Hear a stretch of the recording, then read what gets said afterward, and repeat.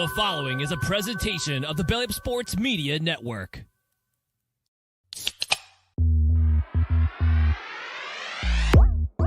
And I'm ready to go crazy because the Celtics are going all the way. Hey, Nick, go handle our light work. Bowl games matter. I would like a cold cut sandwich. Atta boy, You can call him Eamon Owens because he ain't got no D and he ain't got no J. James Madison. Turn your body cams off. Do what you do. Hey, everybody, what is going on? It is Tuesday night. That means it is time for another edition of Craft Brewed Sports. I am Mike. No Scott tonight, at least not now. He should be coming in. He said he's coming in hot. Instead, Mookie in that second chair, who has already messed up his camera. He's got the green screen. Damn it. Yeah, I bumped it because, dude, you threw me off. I was ready with my script and everything, and then you hit me with the, hey there, everybody, not everyone. Hey there, everybody. It's Tuesday night, not in the original script. So I'm like, shit, all right, I got to capture this before I miss the moment so I know for next time. Mook, it's weird. I'm sitting for this show, so everything's off. I'm so relaxed. I'm just chill back here, like just leaning back, like, this is we got a show, everybody. It's already a show, and we're not even a full minute in. Or maybe we are. I don't know. Who cares? It's Tuesday. We're here. The sun is finally shining in Ohio, even though it is 30 degrees. Like, let's go, baby. Fuck it. We ball. Tyson's commenting first and mentioned that he mentioned first, and his picture is a cat with a sweater that says "Little Slut" on it. And that's amazing. I really like that. That's the cat I can fuck with. Most cats. Mook, you got to be feeling good after your boys. Bro, oh my God! All right, stadium today. So let's before peel Scott back gets here. Go ahead. Yeah, peel back the curtain a little bit here. In pre-show, Mike's boys are down hanging out with them in the speakeasy. You know, this is before karting hour or whatever, right? So they're hanging out, and I'm wearing my Arsenal jersey, of course. And his boys start chirping. They start chirping, which is adorable because they're like, oh, Real Madrid's better than Arsenal. And it's like, I don't know about you, but I think 4 hours ago, I saw your boys take a drubbing at Emirates. But hey, brutal.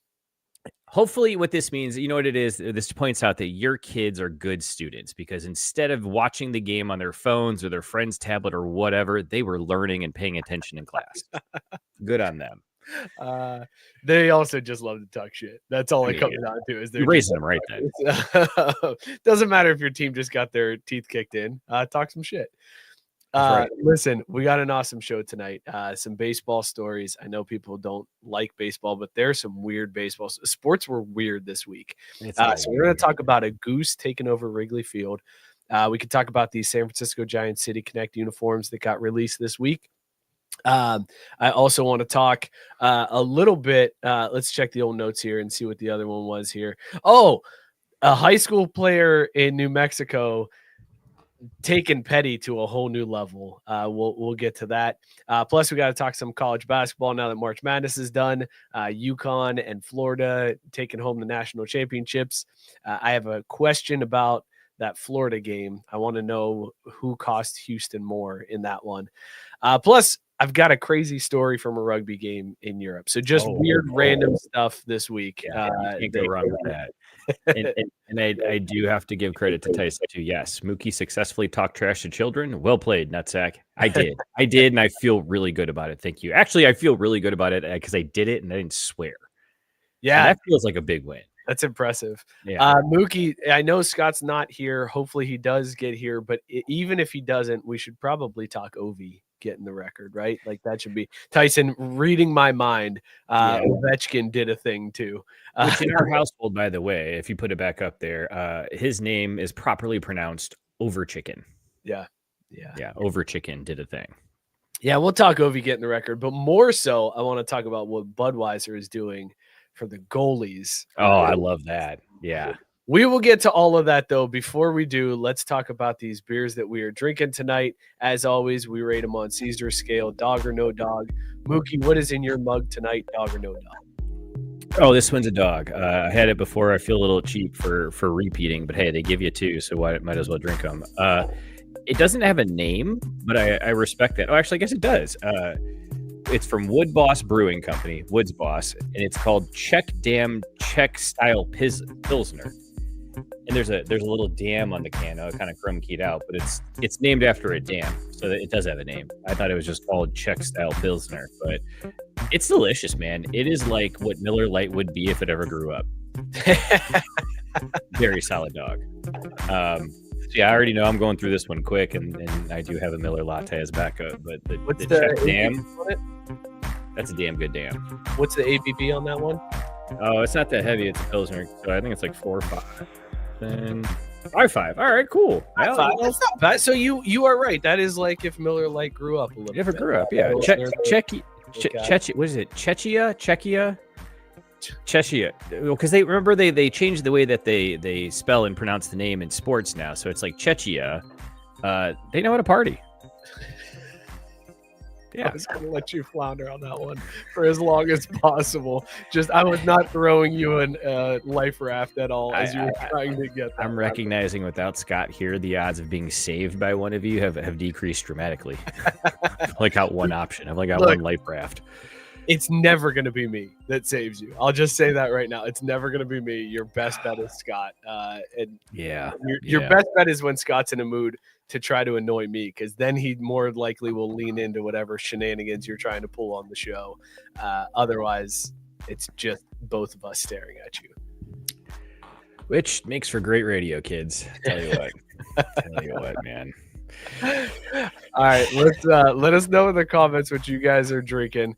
I thought I saw a couple come through. There we go. Gabe said he's drinking Symphonic Chronic Double Dank IPA. Oh, what a name! That sounds amazing. 9% ABV from Deschutes Brewing Company. He says it is absolutely a dog. Matt Barr said he's drinking 3 Fingers of Jefferson Ocean. Dog, man, Jefferson Ocean.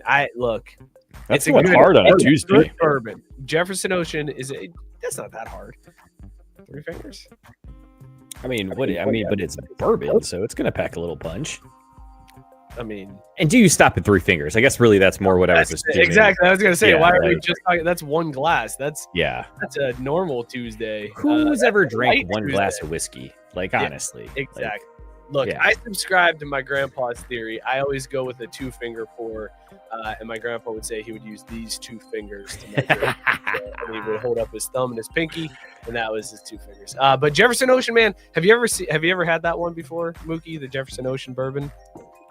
No, I've had not Jefferson Ocean. There's like a Thomas Jefferson one though, right? So Jefferson makes a couple different types of bourbon, and Jefferson Ocean is one where bourbon to become bourbon has to age for a certain amount of time in Kentucky. So they age it in Kentucky. Right. They also put the barrels on a boat and send it around the ocean, legit age it at sea.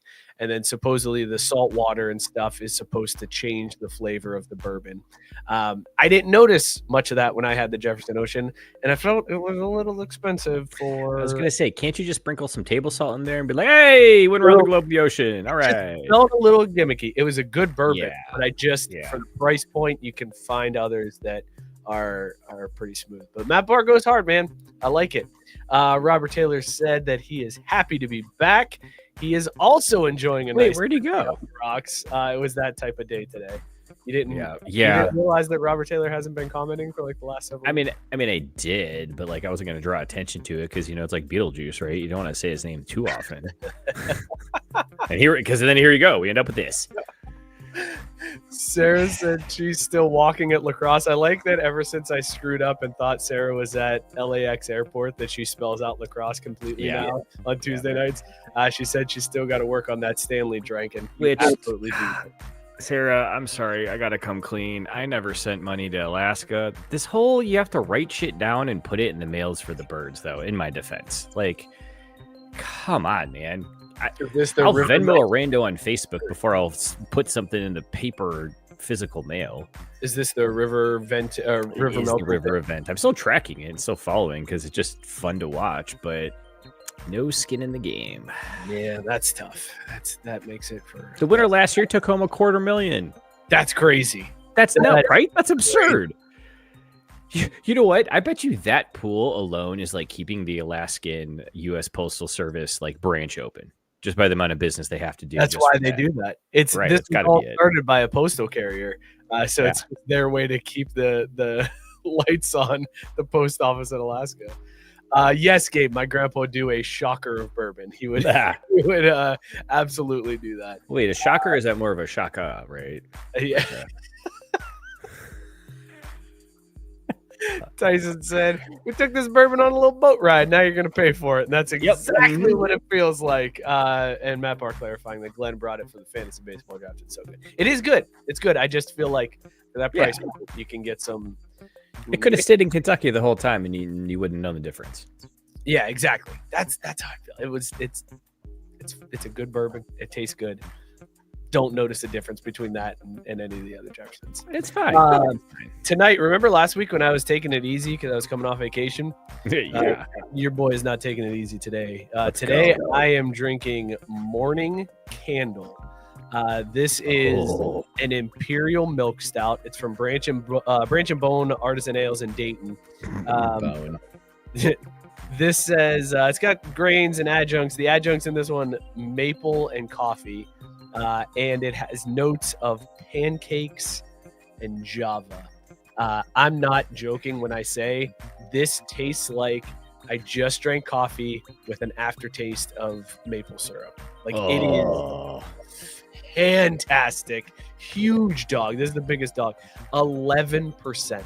It's an 11%er. So your boy is going to be feeling it a little bit today. But it sounds like it's going to be worth it. So, like, go for it. Yeah, it's Tuesday, man. It's Tuesday. I do want to understand a little bit though. This whole adjunct professor situation. What's that all about? Like, is that like enzymes? Nope, it's not like enzymes. It's just adjunct. It's like the extra stuff they throw in. Just like this, like the extra flavoring that you're going to get in the crap on the bottom that they're like, shit ended up on the bottom. We'll call it maple syrup and it'll be fine. Cool, dude. Like, I'm down. Pretty much. That part said this bourbon was on sale when he got it $58. I feel like I'm getting my money's worth. And then clarified this is pre-tariffs. Well, that's because Gabe said, I thought they stopped taking things on boat rides across the ocean. Which, look, man, it hurts, but gotta give it to him.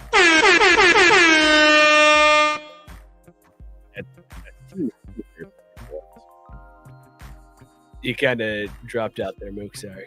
Go ahead. I said that's teamwork. Then I saw Gabe follow it up and clarify to Matt Barr that Gabe was talking about the other thing Scott would know. And now I feel uncomfortable, so I'm going to press this. Race card. Just to cover my bases, you know.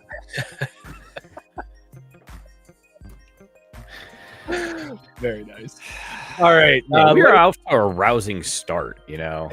Look, this is what happens when Scott's do you think he hit a goose on the way home or something? Like, where the hell is this kid? You know what it is? That asshole's probably showering again, which the last time I'm like, why do you need to shower after your kid's baseball practice to do an audio podcast? Because we're also on video. Okay, who the fuck cares? Like, me showered is going to look a whole lot different than what you're seeing right now. Come on. It's a fair point. Look, he'll be here. Don't worry, Mook. I know you miss Scott. I know you miss your boy. He'll be here. Don't worry. It's not my boy. It's my buffer. You know, he's that reliable one in the rotation. He's like our boy Bronson Arroyo. He eats innings, you know. You can always count on Scott to eat 5 quality innings, and you can just take a breather and, you know, rest your arm. Oh man. It is always great to just throw it to Scott and let him just randomly he could not even be paying attention and he'll have a point to come up with. Whatever we're talking about. Let's start the show off talking a little basketball. Boom shakalaka. All right, we got the national championships wrapped up. Florida wins in the men's bracket. They take down Houston, which didn't have either one of them in the national championship game. When it got to the Final Four, I was like, all right, here comes Duke versus Auburn, what we all thought was going to happen anyways. And I literally thought to myself, oh, Mookie's bet of Duke or Auburn versus the field is going to cash. That would have been awesome. And instead, it was neither of them playing in the national championship game. And we got Florida versus Houston. Were you? Obviously you took Duke and Auburn. Or were you bummed to see Florida Houston? Not really. I mean, I probably should have been, but if I can be completely honest, I kind of forgot about that bet. So wasn't really like paying that close attention to it until you mentioned it just now. I was like, oh shit, I did have that, didn't I? Fuck. Well, anywho, I am curious though, if you think about it, do you think if Duke and Auburn would have won in their respective games, would they pay that out early and just call it a wash, right? Because it's obviously a luck at that. Yeah, Did they actually cash it early? Yeah, for sure they would have cashed it early because you win at that point. Duke or Auburn versus the field. The field lost. So yeah, you win. All right. That bet. So they would have paid that one out early. And Gabe and Matt Barr rightly pointing out the SEC bet hit though. So if you had done those two bets that you were talking about, I don't know why where you did. You just did the Duke Auburn bet. You didn't do SEC versus the field. Amongst the other things I did, yes, that was one of them. But look, we got to talk about the title game and the Final Four, but I got to be brutally honest. I watched a lot more women's Final Four, and I watched the entire national championship. Didn't even bother with the men's. Scott must be here because someone needs to upgrade their windows.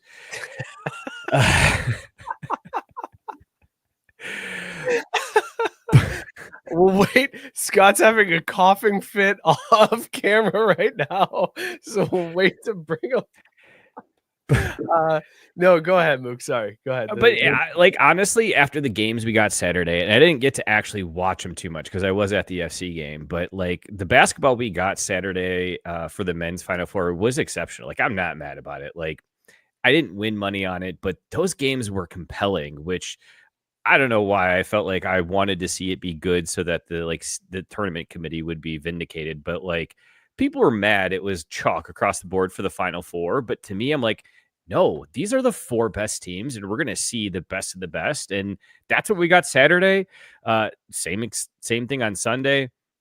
And you really can't complain either of like, oh, the ref stole this or did that or whatever. So it was just great hoop. And so it's really hard to be mad at the result when that's the case. Yeah, I agree. I thought the games were pretty good. Scott, what do you think about the games? Why don't you tell us, Scott, what your thoughts are? What? I don't know shit about fuck. I didn't watch a single minute of this tournament after Xavier got eliminated. So, yeah. I saw that Florida won. That was cool. I heard that Duke lost in devastating fashion. That was cool. That was the extent of my tournament watching. See you next year, y'all. Did you also hear that Al Horford got listed as out, coach's decision, on Monday night for the game tonight, and he was spotted at the game in San Antonio for the national title? Very nice. I did not, but I mean, like, who cares? I learned that Al Horford was the boss move. He's like, look, we might be fighting for the 1 seed in the Eastern Conference, but y'all, I'm taking this game off to watch my boys play in the national championship. Like, well, and I'll say this.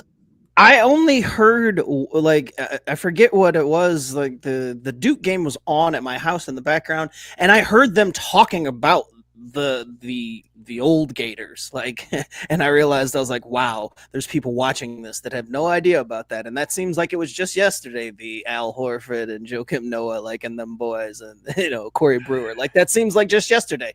And so the fact that Al Horford is still in the league and could even do that, I mean, I feel like they shouldn't, like, nobody should even say shit. Like, they should have just been expected. Like, if Al would have showed up, they'd been like, what the fuck are you doing here? If I'm Al, I'm just like, hey, remember last June when I helped you get that title? Yeah. Yeah, I mean, he's done all the things. Yeah. He's made a career of just being in the league. Just being in the league. And you know what? Mind? It's good money, and it's a good time. There's so many dudes that wish they could just hang out like Al.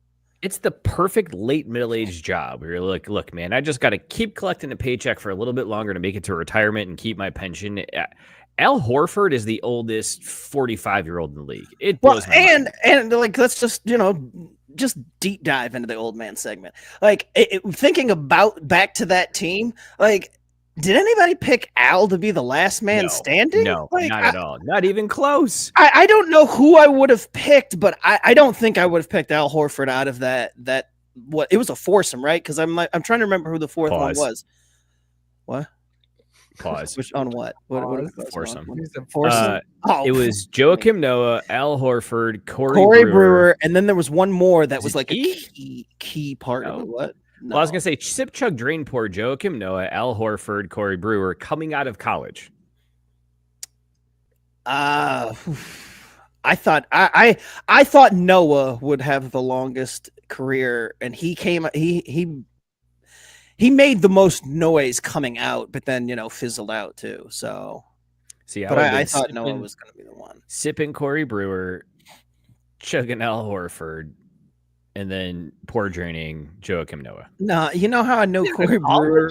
Coming out of college and pour draining Joakim Noah, I hated that guy. That's dude. Yeah, well, hate him all you want. But the question you asked was which one which one you thought would go longer and have a more successful career. And here's exactly why that wasn't Joakim Noah for me, because I knew it wouldn't. I'll tell you why. I knew it wouldn't be Brewer, because Brewer came out looking like he was always skunking. Like at tip off every game, Corey Brewer looked like he was ready to go.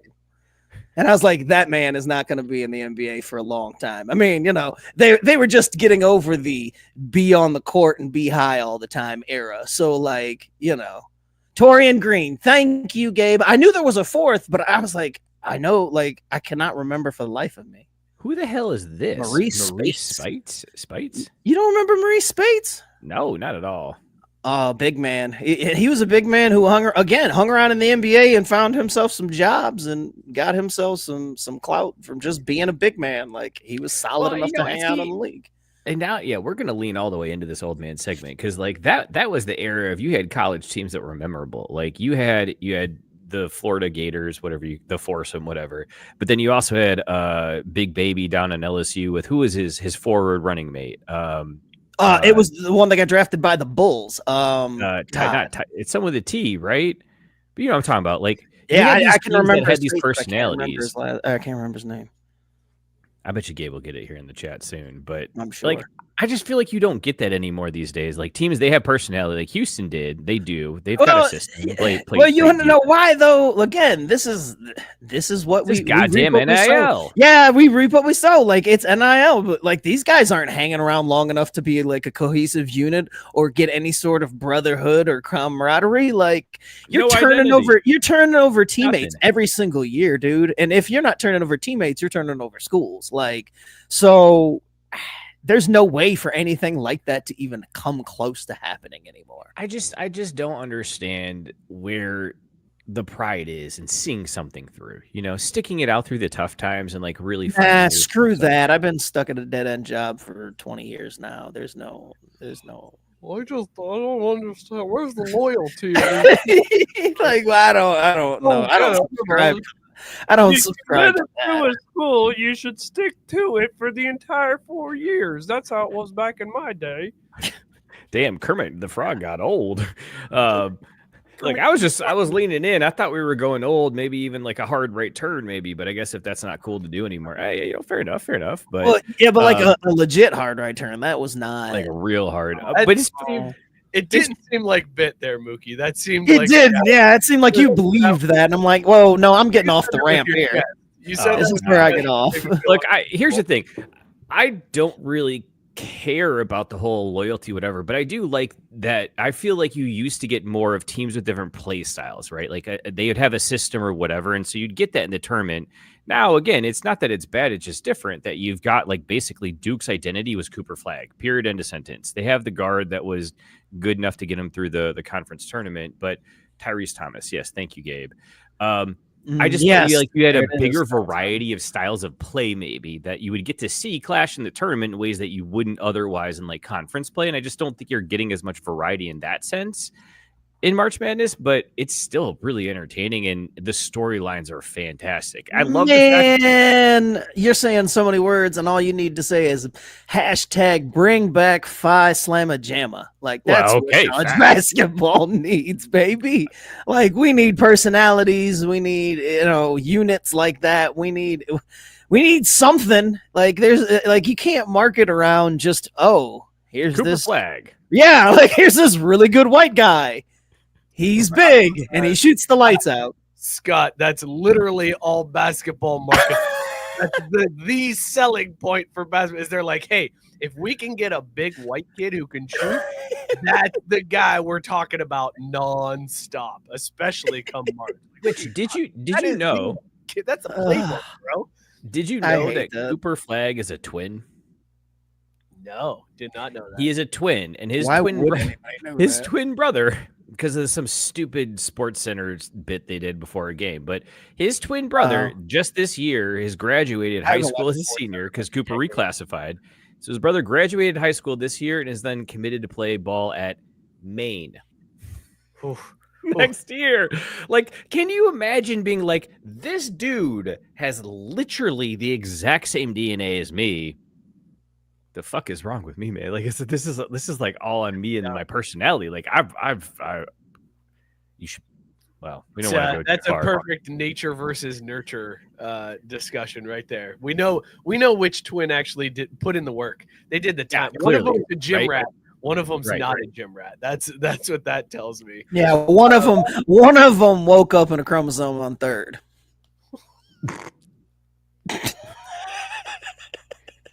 The other one was the swimmer.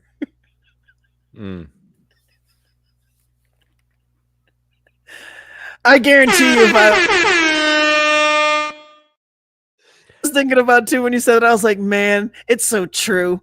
And I would be the one that got the short end of the stick. Like if there was a twin situation, like, because you're like, oh, this dude's playing at Maine. Like, look at how big of a loser he is. But it's like, there's people in Hollywood who have those twins. When they show those, and I'm like, damn, man, you're just like regular guy, huh? And your fucking twin is like super famous, like world known, and you're just guy. But man, you are a great accountant. You really balance those books. Like, nobody knows QuickBooks like you. Are they? I don't even feel like they reach the top of whatever profession they end up in. They're just, that's Scarlett Johansson's twin. You're like, oh, oh, cool guy, cool story, bro. Like that's what he's using to pick up the chicks. He's like, hey, ScarJo is my sister, and I can't even blame him. I'd use it too, but also that if I was a twin, I would totally be that one. Like I just know it. Like I would not. See, like I have the worst luck in the world, so I'd be like, yeah, I got a really famous twin, and I'm Scott, just but like that's where I think he's playing it wrong. Like, no, dude, you lean into it, be like, yeah, well, man, that's my brother. Like, you become the E of the situation, and you become the manager. You ride those coattails as far as they can take you until you leverage that, and you're like own your own cryptocurrency, your pump and dump, or like your own fashion line or whatever. You ride it just long enough to get yourself set up for life, and then you just coast, man. He said, born with the chromosome on third base. I guess we shouldn't gloss over that. That was hold on. I feel like that earns this too. For all you kids out there, I can't believe, like, Scott comes into the show, like, I'm bumming in late, guys. We got a baseball game. And like, I came in fire. 3 minutes, drops that line. Amazing, Scott. Amazing. Also, Scott, the people need to know, did you shower? That is a hysterical question because I was like driving home. I'm like, well, clearly I'm not showering. I'm stomping down the stairs to come down here. And Cheryl's like, where are you going? I'm like, I'm hurrying up to get on the show. She's like, oh, you're not showering? I'm like, nope. So it was a question for everybody. I was like, you know what? That's 10 extra minutes. Take that dirty ass upstairs. You're not sitting at my desk. No, it's my own chair. Yeah, I don't sit at her desk. That probably wouldn't be allowed. Yeah, this is my own chair. Oh man, I'm 40. I got my own chair. So yeah, I make the rules in my house, and so like I'm sitting in my chair. So tell me then, Scott, is it like a rickety folding chair and Shales is like a 100%. Dude, she's got one of the nice air ball chairs, the bouncy ones that she sits. She got the actual lumbar support and whatnot. Yeah. This fucking thing, dude. One time it folded up on my ass when I sat down into it, broke my whole ass, dude. I was like, man, I'm so old, and also, why did this chair just like defeat me? Like, why did I lose to this chair today? But that's the type of chair it is, dude. I got two I have to put 2 of the like padded cushions that we had from the other room of the chair because the thing is so hard. And I used to do the show fine. Everything used to be cool in the gang. Then one night I got up and I was like, man, my ass hurts. I need more support on this chair. Got 2 extra cushions, dog. This is the life I live, man. But I love that, Scott. That's so perfect, though, because that's what we do. That's what us guys do, because I had the same situation. I got 1 pad. I got in there. It's like, oh, that wasn't right. I need to get one for the back. I got that. It's like, oh, that's still not right. I was like, shit, I still need something else. And Jenny goes, why don't you just get a new chair? Because that's not how it works. No, you get pads and you put other stuff on, or you figure out how to situate it. What do you mean get a new chair? This chair's fine. It just hurts my ass, so I'm gonna, fix it, right? It's true. And also, this was 100% the old man. I was about to. I need a drop. I just need like shaking a fist at the top. Is like, no, you need to get the old man throat clear. That like that. Like get that as a transition. That's what you need. I mean, can't we just lean into what we already got here? I'm a man. I'm 40. I mean, it's that one. I was going to actually correct too. Right? I was going to go with this one. Can you put the audio from the first on the video of the second? Possibly, but I feel like it'd be better if I put the audio of the second on the first. So Florida won the national championship, huh, guys? What happened? Yeah. Didn't watch it. Hey, congrats, Al Horford. Who is more responsible for Houston losing this game? Because they look good in the first half, and then the second half, things changed. There was a shift in how the game was being reffed. The fouls were very lopsided one way. Some people are saying, I don't know. There's very fine referees on both sides. But in this case, it seemed like the referees were on one side. And Houston there were a lot of calls that didn't go Houston's way. So who is more at fault for Houston losing that game? Is it the referees and their change in tactics in the second half?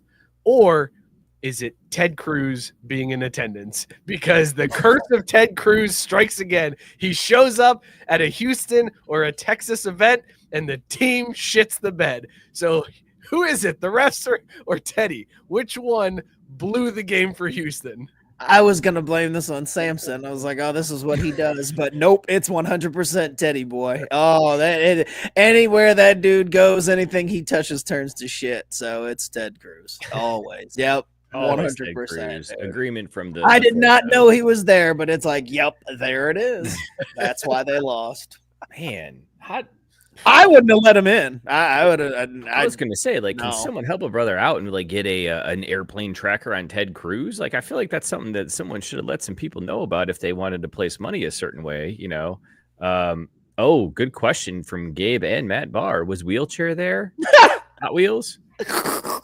Fucking dog hair, man. I tell you, this shit is rampant. It drives me nuts. That's why I wear this shit backwards. I don't know if Hotwheels Greg was there. His nickname, yes, Hotwheels Greg. That's what Cesar. Yo, everybody got so mad at what's her face for saying that shit. Which, by the way, yo, I am not a hood figure, but. This is gonna be good. But what we need in Congress right now is a hood figure. Like I would give all of the votes to Jasmine. When she dropped that, I was like, whoa, hold on a second. That's not even brand new. My man Cesar was calling my man that years ago. And I was like, that's what Texans call him. Like, that's what Texans who dislike him call him. Like, so I did love her defense though. She's like, I wasn't talking about, I was talking about his policy on how fast he moves. She had that one ready to go. She was like, all right, so what am I going to say when they call me out? Because obviously. Because I'm getting called out for this. Right, like there's no way they're not going to call me out. So what's the story here? She's the same one that Jenny said, make America hate Ted Cruz.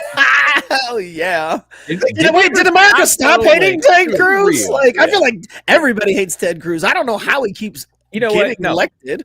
Because Texans don't seem to like him either. Like every Texan to the list, right? We'll call it the list of things that will unite America. Getting rid of daylight savings, all national championships at 7 p.m., fuck Ted Cruz. Right? Like, that's our list now. It's 3. Well, I mean, I now I put it under the umbrella of just fuck Nazis, but sure. It's a good umbrella to Yeah. label that. Yeah. Boyle correcting us here too, fellas. He says you guys shouldn't. He can't stand up for himself. Well, Give it to him. Give it to him. I was gonna say here. And Matt Barr said Marjorie Taylor Greene is going to end up on another field goes wrong, getting the wrong end of Jasmine. Yo, I want front row seats to that, dude. I want front row seats to that fight, dude. And I'm gonna be like, hold on a second, Jasmine. They keep saying we can't have men and women's sports. Somebody check this one for a dick, because I'm pretty sure that Marjorie has a dick. Look at that face. There's no way that's not a man.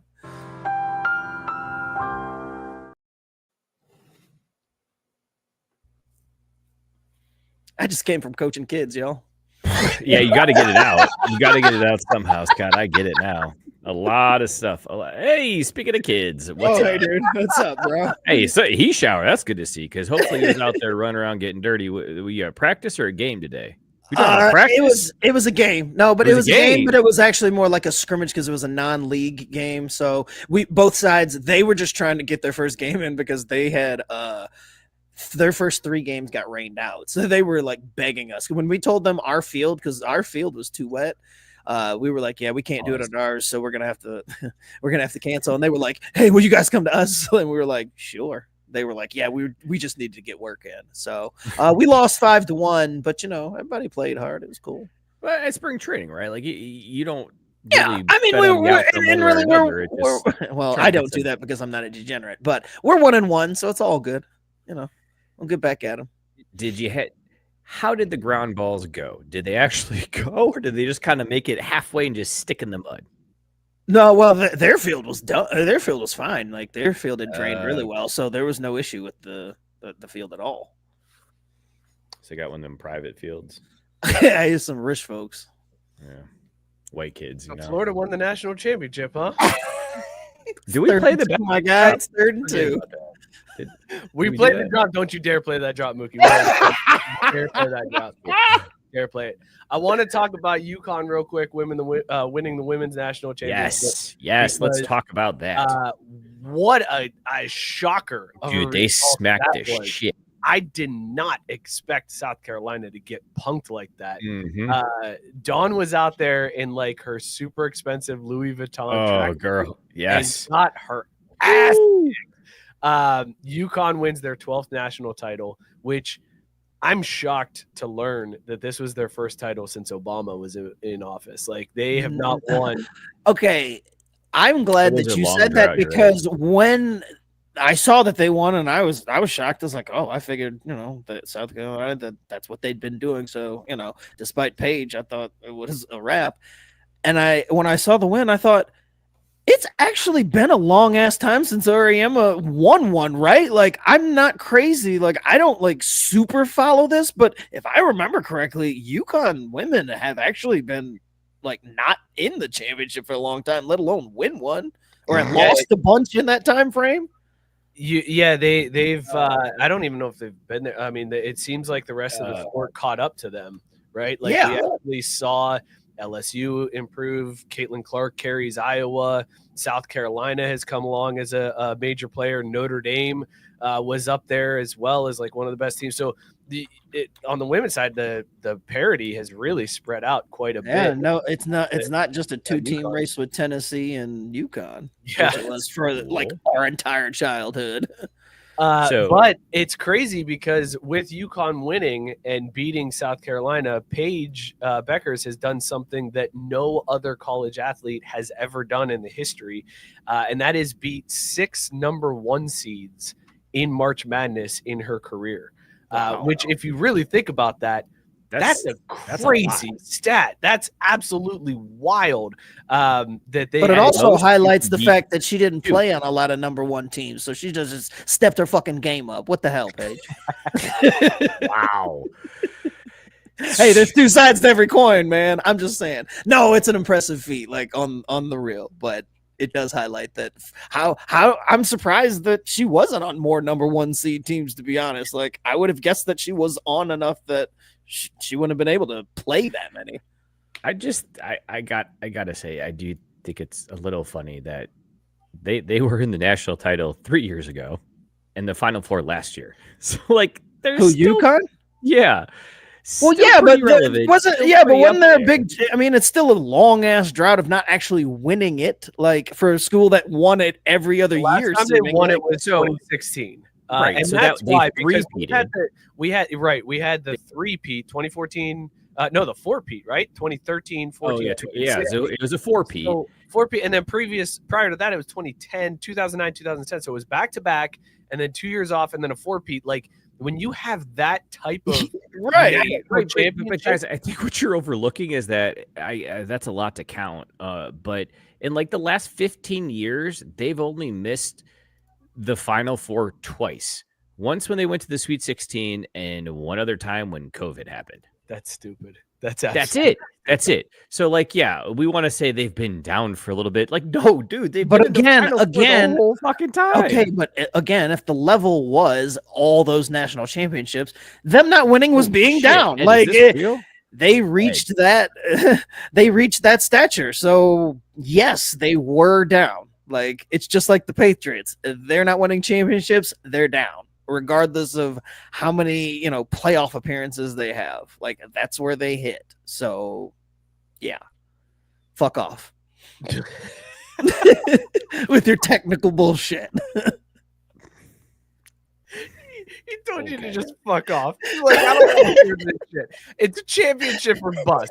They didn't win the shitty season. Final right. You're right. No, you're right. He's not here like, man, I'm really proud of us for making the Final Four and losing. No, he's pissed off. I was going to say, Gino didn't go home and celebrate. He was like, damn, another unsuccessful season. Like, they couldn't finish the job. I miss Diana. Diana never let this shit happen. And Boyle's right. Gino did not get any worse. It was the rest of absolutely. But again, they had set the standard.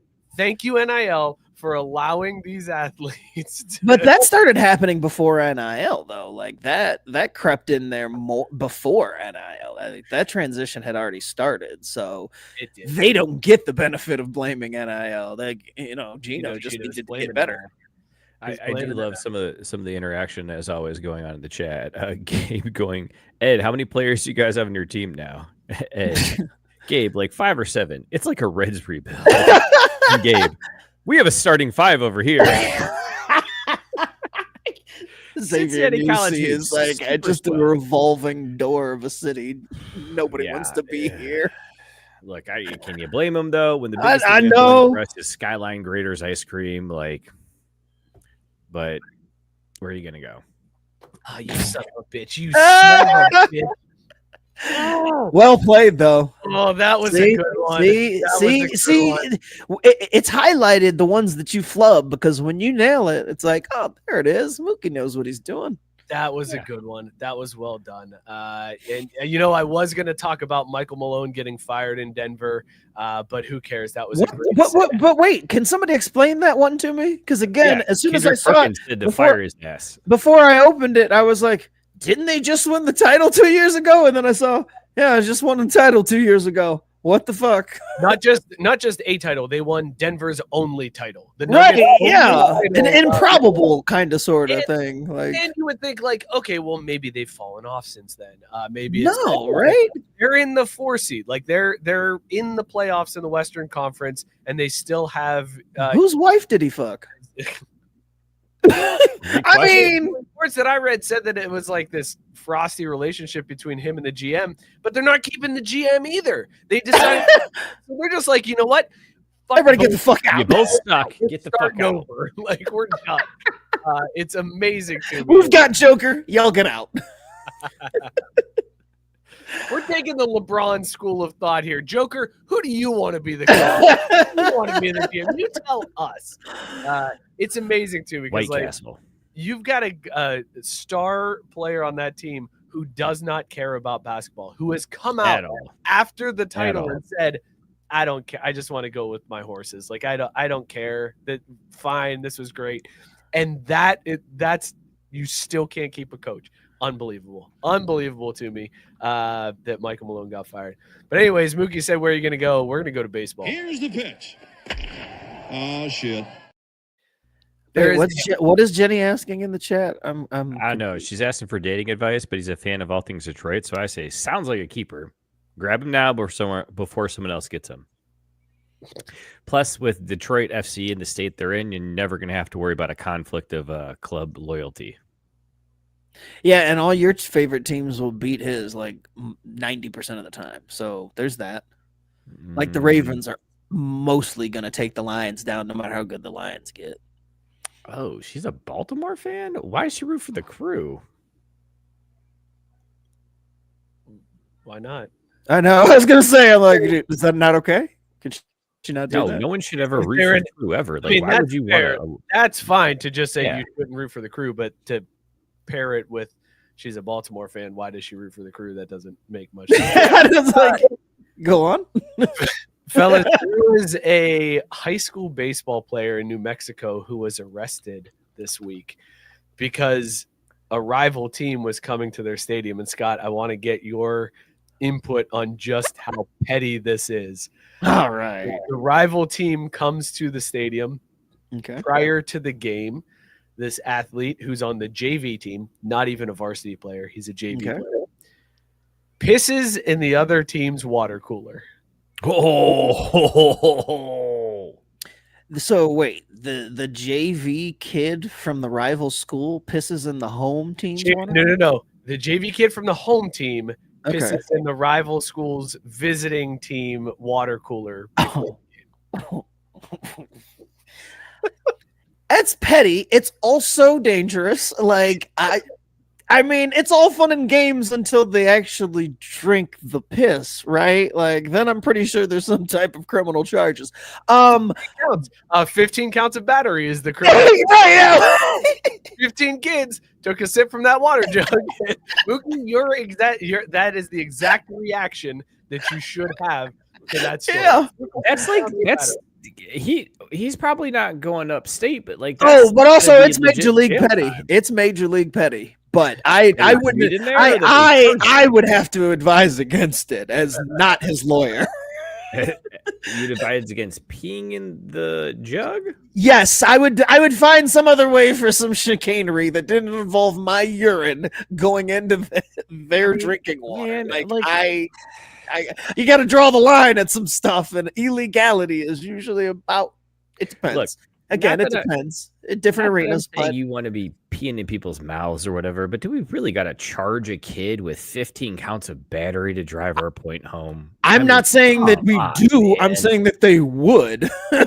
Like, that's just how that story would end. It'd be like, oh, ha, ha, ha, a funny trick or, a funny prank turned into, 15 to life. 15 charges, as if there's not other crime to prevent in our community. And Matt Barr is absolutely right. He's fine. He's not even going to do any time. He's going to pick up some trash on the freeway. Come on. Look, man, all I know is if this hurts his college application chances, like, what are we doing here? Right? Come on. I mean, he's probably white and probably just going to skip past it and never think about it ever again anyway. Exactly. This is going to get pled down. He's going to do some community service. Promise not to piss in a water cooler again. Back on the field next week. Come on. Now, Now, hold on a minute. I got to ask this kid a question because how the fuck did you get caught, man? Because unless they have evidence, Scott, this is where I think you take how do you? Or the next approach. Deny. I looked into that. Shit. So here's what happened. And there was inklings that the water cooler was tampered with, probably because it tasted like piss. That would be the first. The old dead giveaway. This doesn't taste right. It tastes a little bit like piss. So the school suspended the entire JV baseball team from canceled games, suspended the entire team. And that was likely them saying, okay, we know one of you did it. And unless somebody comes forward, you're all suspended. You're all off the team. And this kid finally raised his hand and was like, I did it. It off me, coach. I touched the ball. It went out. God, fucking Alex, man. I pissed in the water cooler. I just made sure that he was end of the bench guy. It's like the last kid on JV. I'd have been like, yeah, you're taking one for the team, kid. I mean, you're the walk on that we didn't really want. I love this dynamic because Mike's over here yeah, he probably did the right thing and stepped up and volunteered. And I'm over here thinking he did the right thing. I'm just saying he because everybody they probably were like, dude, you better I don't want to ruin. Well, so that's where I was coming from. I was like, yo, so someone over here, someone needs to teach them snitches get stitches, right? Like we need to figure out what's going on there. You need to close ranks. And Scott's over here like, no, even better. We're going to Game of Thrones this shit. We're going to just weak link, go. Hell yeah. It's your time. It's your time. You got no future in this game anyway, my man. Right. I would love it if the coach said, listen, I don't give this is your lasting legacy. I don't care which one of you takes the fall. You're all JV players. I don't give a shit because you're not good enough to be on my team anyways. But somebody's taking the fall for this. So somebody raise their hand and say it's your fault so that I can get my JV schedule back on. I just picture. And then he throws a shiv down in front of all of them and walks away. Yeah. Yeah. Figure it out. Figure it out. Figure it out, Flies. Tina might have the right take here, but I don't know. Either way, it's just this is one of those things where you're like, yeah. Boyle. I saw that too. Yeah, that's how they found out. He ate asparagus. Boyle says. I mean, I will say, if you're gonna do this, that's the route to go. You got to make it worth your while if you're gonna go the route. No, you can't do that, Scott, because then the first sip, they're gonna be something's messed up here. This is gross. Yeah. They're gonna dump out the water. No, you need to be very hydrated. You need to Tom Herman that shit. Right. Clear level of hydration. Really good on the Tom Herman scale. That needs to be clear as can be so it blends in with the water.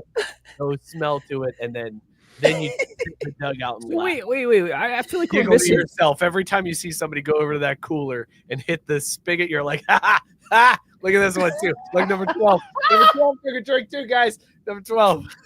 So that's okay. So is the goal here to prank them and be able to have that over them, or was this an attempt to throw the result of the game? I think it was a prank. I don't think. Okay, well, because if it's messing with the score and the outcome of the game, then yeah, that makes sense. We have to make an example and let children understand that when it comes to competitive, spirited events, we cannot fuck with the purity of that. Okay, who isn't having fun because you're the party's degenerate gambler. I'm just saying. Pranks are all good and fun, but when we start messing with pure athletic competition, there's an issue. Pranks are good until you mess with my over-under on high school basketball. Hell of a take. That spread will have a problem. Okay. No, I don't think this was nefarious to try to get them sick, because I've seen Survivor. You could drink your own pee if worse comes to worse. So I don't think it's only yours, right? You can't drink somebody else's without getting violently ill, I thought. No, I don't know about that. I thought only yours was sterile to you. No, that can't be right. That the science cannot be right on that. I think all pee is sterile, not just you have the antibodies to your own pee. No, I thought that's how it worked. I thought that only you could drink your own piss without getting sick. There's something about you can't drink somebody else's piss without getting violently. You know what? Because I'm a team player. Hey, I feel like this needs to be our first Google of the night. This is the fifth now. Which, I sent you a link in the chat, I think. Oh yeah. So when I was Googling the UConn women's results, Google's got this whole thing where it shoots up fireworks and stuff, and you can click it to play it again. And it keeps track of how many times you click to celebrate your team winning a title. I just say that because Mike, we'll never know what it's actually like for our team doing it. Scott, I feel has an outside. 2080. Xavier, according to ChatGPT. ChatGPT predicted the next 100 national champions. Xavier 2080, and then we come back again in what was it? And MIT three-peat. Yeah, in MIT. We precede the MIT three-peat. 21 something nuts. I'm trying to look up the chat history here because it's dude. It's I mean, like, look, guys, Boyle AI is great, but what the fuck? Boyle has a fantastic question that we have to get to here. Would you rather have drank piss and didn't know it because you couldn't taste it, or have asparagus piss in your mouth for a second before you spit it out? So you didn't taste it, you have no idea that you consumed it, but you consumed it, and you went about your day having drank piss and you didn't even know it. Or asparagus piss, where you spit it out, you get rid of it right away, it doesn't go through your bloodstream, you're not it's not part of you anymore. But it tastes like asparagus. Nope, because you'll never forget that. You'll never forget that taste or that flavor. Your mouth will be forever perverted because of that asparagus piss. Give me the clear Tom Herman piss every day. Yeah. I mean, I've said it a million times. I know I've probably eaten some fucked up ass shit from a fast food joint, but as long as I didn't know about it, and as long as it wasn't directly a cause of making me sick, I'm good. What I don't know don't hurt me. Bingo. When I was 16, I worked in a grocery store, and I went to grab my Mountain Dew off the box baler, and I took a swig. But it wasn't my Mountain Dew. It was somebody's spit can. From there. No.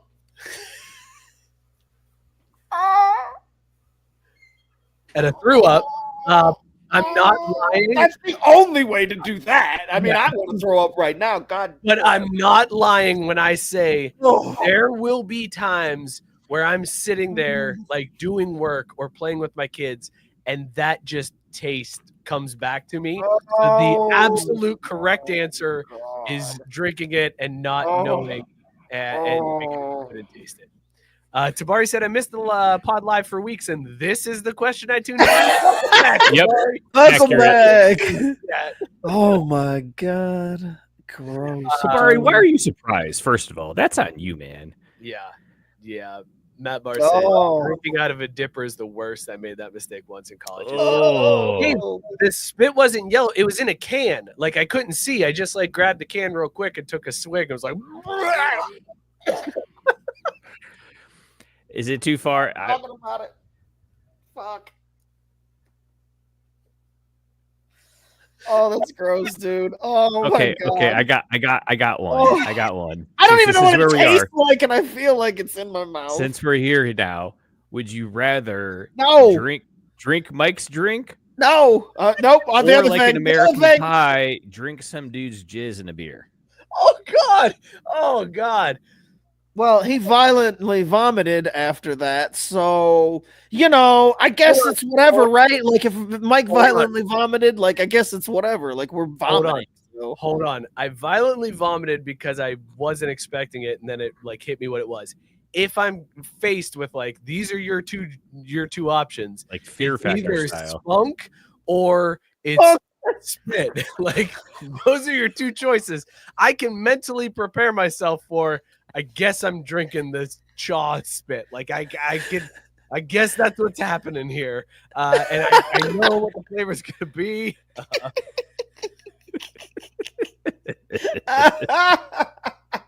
I mean, this is a hell of a show to tune in. And I'm looking at people in the chat and I'm like, wow, there's a whole bunch of like people who either haven't tuned in forever, thanks for coming back, or are tuning in for the first time. And I'm like, yo, this is a wild one. And I don't want to do either, but yeah, I mean, I guess if it's a knowing thing, I'm not volunteering to drink another man's spunk. God. Oh, and I mean, why not add the cherry on top of it? It's a dude spunk, and oh yeah, he ate a shit ton of asparagus.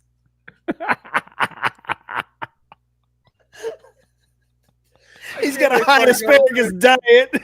I can't wait till I go upstairs and my wife's like, "How's the show tonight?" It was good. You don't want to know. This is a great one. You don't understand.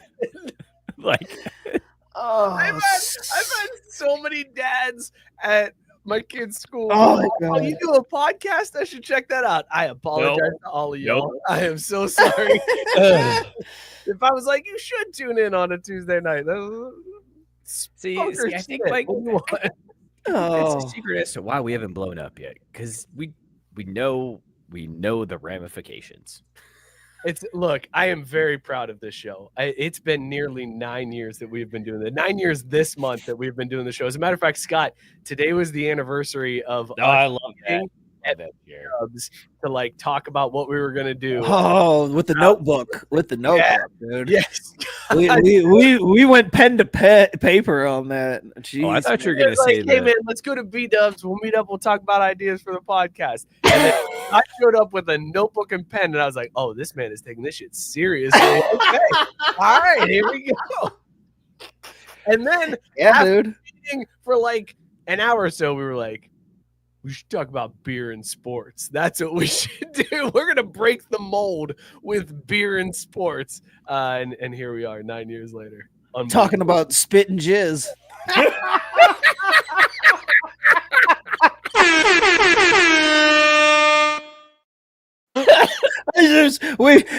we started sports and beer, and we've gone way off the rails, folks. 9 years later, this is what it's devolved into.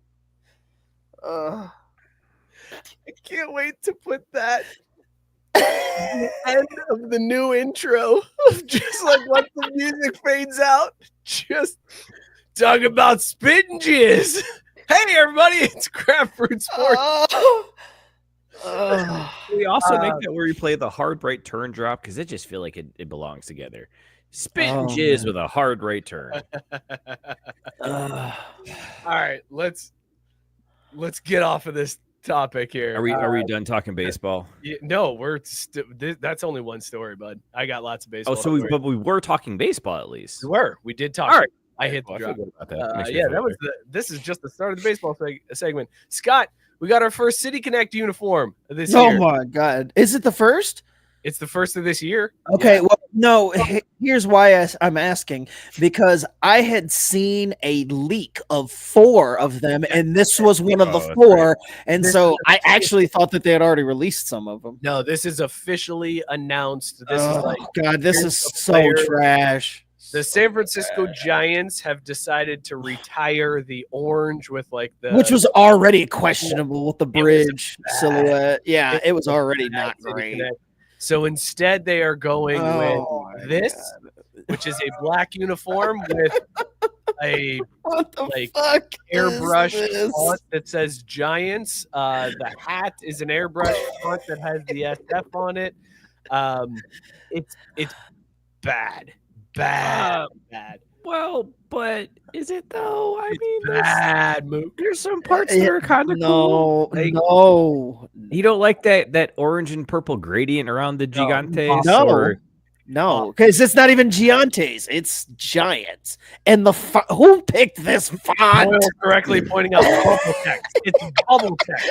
Who did this? It looks even worse on the hat too. This is what was written in every sixth grade girl's notebook. Yes, throughout grade school. That's what this font is. That's immediately what I thought of. I was like, why does this scream 90s notebook? Gabe with a fantastic text, fantastic take. It reminds me of the that is absolutely what that is. God, what a major league oof. This is not great. Guys, and you know what? And Nike always tries to come up with some bullshit reason as to why they went with I gotta hear that. Like, how does this represent the city? It's got those lines on it. What is this? Is it a topographical map of San Francisco? It may be. I can look it up. But I'm sure it's something over the moon stupid. Look, here's the thing though, guys. We've already had a uniform that had all the connections to the city and the Golden Gate Bridge, and this is the fog from the city. I think we're out of it. If we're running into the second generation of these. Yeah, I didn't think that we were doing more than one. It was stupid when LA had 3 of them out of nowhere and everybody had one. But I thought we were just doing the one and then we were moving on. Now we're doubling down. And like I said, if the leaks of the other ones, if those are for real, it's jumped the shark. That Chicago one, I was I thought that was some AI bullshit. And if that turns out to be real, I'm done. I'm done with all of the City Connect. Just throw the City Connect in the trash, man. If that Chicago one turns out to be real. The New York Giants wore violet from 1913 to 1917, a nod to New York University. Decades later, purple pulsed through San Francisco's counterculture. Now it's back, not as a throwback, but as a remix. I knew it was going to be some over-the-top, stupid backstory for it. That's what a dumb connection to try to make. Come on, man. This is just garbage. It's just dumb.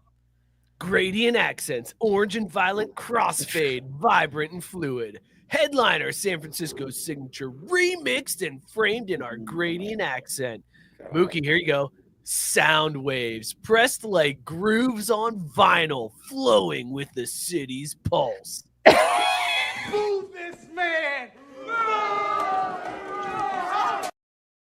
Script in motion, a new giant script, flowing like a psychedelic music poster. Move this man! And then on the pants, music icons, 9 music genres. Wait, hold on. What do the pants look like? I gotta see the pants. They're just white pants, but they've got like a little patch on them that has it looks like nonsense. Like it doesn't. There's really no reason to see it. But it's Move this man! it says music icons, 9 music genres that shape the Bay, sampled across the jock tag and cap interior. What? Move this man!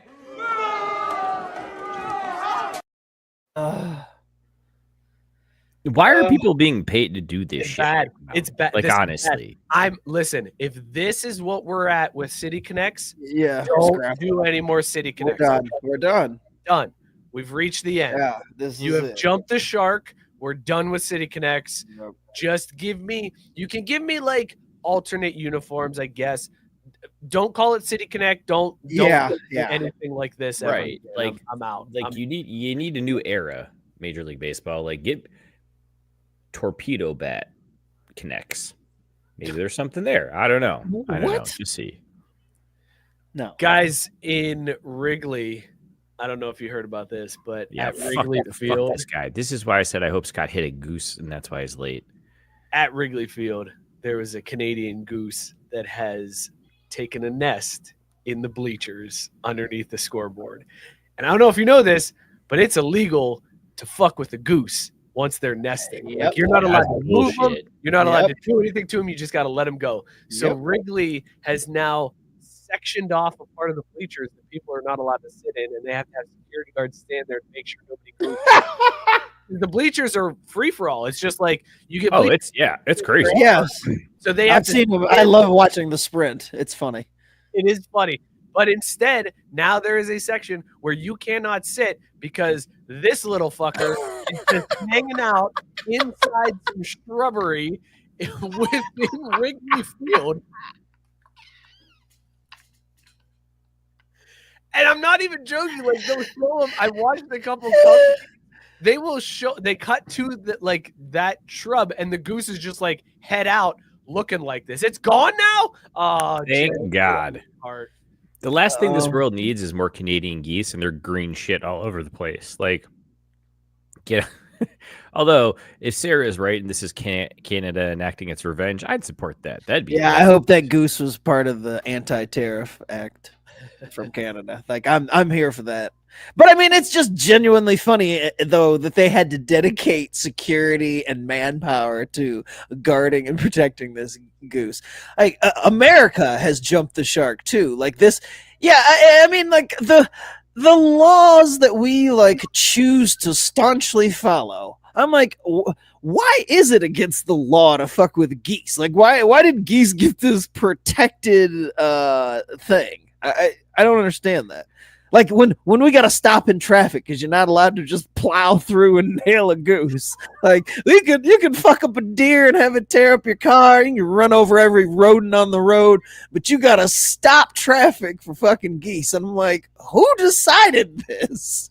Also, Geese are fucking assholes, man. They are. That's why I'm saying, like, they get protected status. They know, and they know they've got that protected status. And they're Yeah. Oh, dude, they've talked it out. You know what I'm gonna do? I'm gonna get 100 of my friends, and we're gonna come to this golf course and shit all over the green, and you can't do dick about it. Good luck.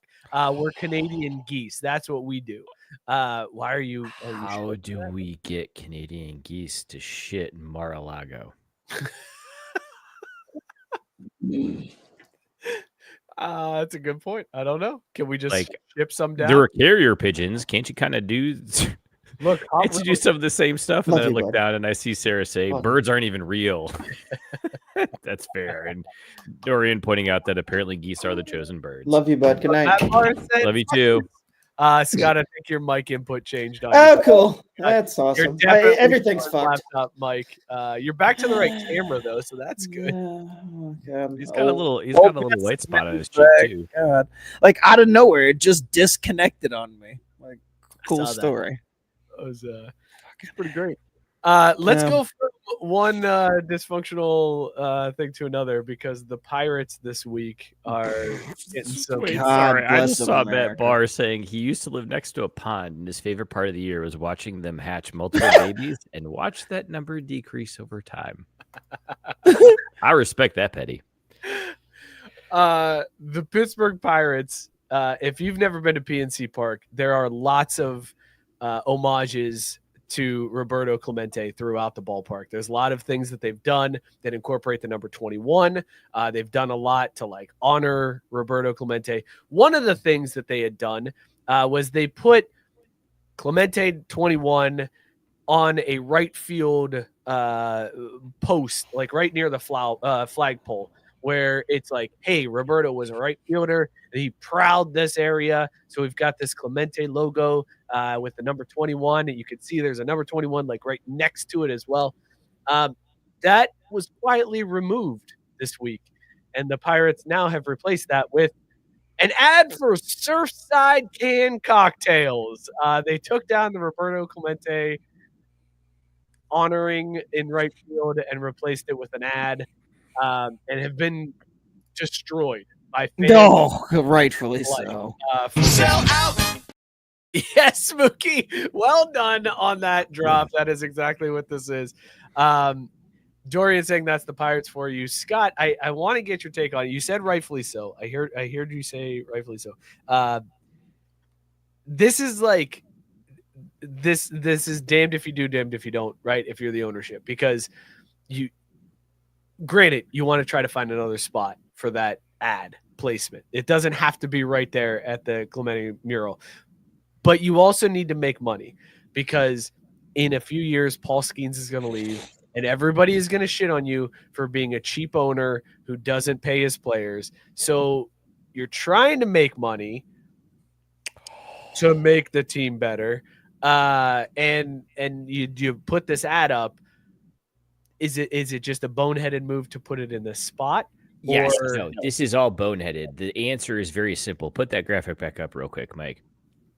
So instead of doing this big, ugly, stupid can of Surfside vodka, what you could have done if you click back to the original display is the Roberto Clemente right field poll brought to you by Surfside Vodka. They could have straight up just sponsored the memorial, dude. You don't have to change shit.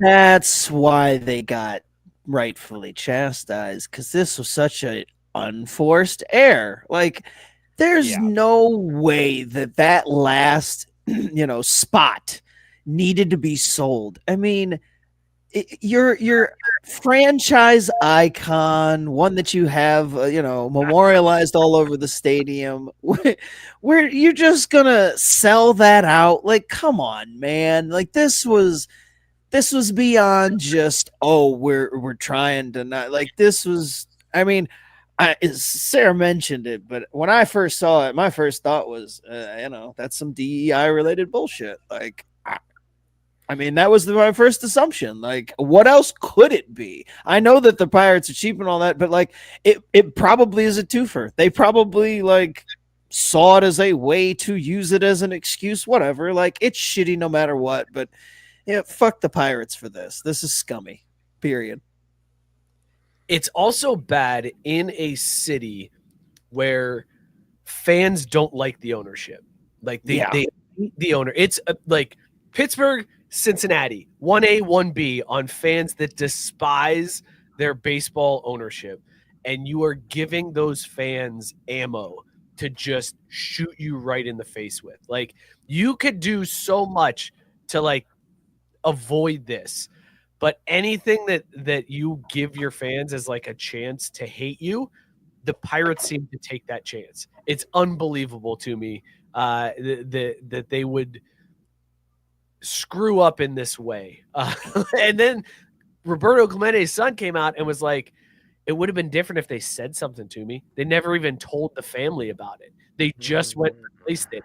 And then the PR person comes out and doubles down until finally the president comes out and like, this was a mistake on our part, and we deeply apologize to the Clemente family. But we also have several other memorials throughout the stadium, and we overlook the Roberto Clemente Bridge, and there's Roberto's statue outside the stadium, and number 21 all over the stadium. We have references to Roberto Clemente. So this was just one thing that we removed in order to try to make our team better. How dare you, Mook? How dare you silently pull that up? But as Matt Barr points out, at the end of the day, where are you going to go? You're a dick. Real question, though. What do you think would happen if the Reds did this with Pete Rose? I would be the biggest Bob Castellini fan. If they took down Pete Rose's stuff and they were like, listen, we're not supporting a guy who admitted to banging 16-year-old girls, so we're taking down all of the Pete Rose references. I would be like, keep the team. Keep the team. Keep the team. Mike's driving down to the team shop and going, here, okay, so this is my first and last month's paycheck for this year, and then we'll go ahead and just add a rider to my mortgage. Go take it all. You know what? Keep the jerseys. I don't even need the merch. Just take it all. Take it all as a donation. Bob, keep the team. Phil, where am I going to go? Nowhere, baby. You got me for life. I'm hooked. I'm never going anywhere if you remove all that Pete Rose crap. And they'd be like, you heard him. Trade Ellie now.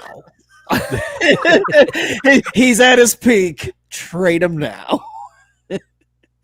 We got him. I got to be honest. I'd be like, yeah, sure. Go ahead. Because I'm not expecting Ellie. Like, I'm just trying to. Yeah, I know. Like I was gonna say, it's not like you're expecting him long term anyway. But still, I feel like they would be like, "Oh, word? Oh, green light? You're in for life? Okay, he's out." Terry's fired. We're gonna move Ellie. We're gonna move McLean. We're gonna move Hunter. Yeah. Terry's fired. He's making too much. Like everybody's got to go. Wholesale changes. Cleaning house. If you're making over the league minimum, you're out.